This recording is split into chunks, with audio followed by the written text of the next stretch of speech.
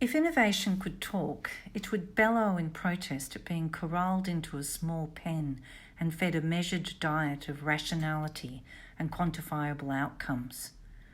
My life has been writing, researching and teaching across the arts, either as an independent practitioner or at a university.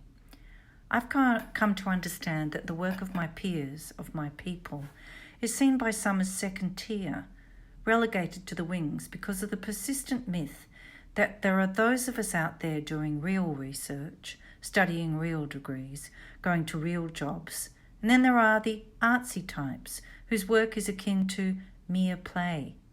Never mind that play is considered by anthropologists, sociologists and psychologists to be the most serious of undertakings. Those of us who work with words are interested in their history. We take that history seriously. But how is it that in the popular imagination, innovation and creativity have come to be associated largely with technology and technological innovation, with new things? How is it that in the fields of business and science and research, that outcomes are seen as the only measure of value?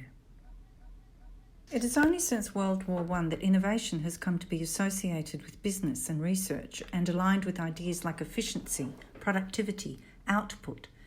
In 1992, the OECD published the first Oslo Manual, a methodological manual for measuring innovation, which assists statisticians in surveying firms and their activities in a standardised form.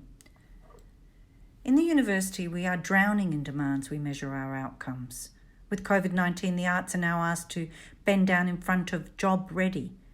Fee increases for arts degrees have passed through Senate, and at my university, I fear our students will be priced out of our kind of innovation and creative thinking, that our departments will be measured right out of existence, and along with them, our fragile creative research outputs. Humans are not statistics. We do not think efficiently. Some of us get off topic. We like to potter. We follow our noses, dig around. In the arts, our model of research is perhaps akin to bricolage, the term used by the anthropologist Claude Lévi-Strauss for the kind of thinking that makes use of what is available and at hand to fashion the new. This way of innovation is conscious of limited resources, of inherited knowledge, of play, of what is sustainable. All students of the arts learn to draw upon what has gone before in order to refashion the new. That is why we need to continue and support courses in art history, language, architecture and design, philosophy, histories of the novel, world literature, film, design. Innovation does not come from heaven, but arises from understanding that the past is in creative tension with the present and the future. Yes, we can measure the impact to the cultural sphere, its contribution in dollars, the number of workers, the audience it reaches. But how do you measure the impact of a story on a child, of works of art, of novels, of watching a startling performance, and of being taught to understand complex or historical concepts and to articulate that complexity so others can understand? What sensor or tool would register the worth of such realms? But if I can't prove it to measure it in the terms in which I am asked, how can I argue for its existence? This is the crisis I feel as a writer and as a teacher in the arts.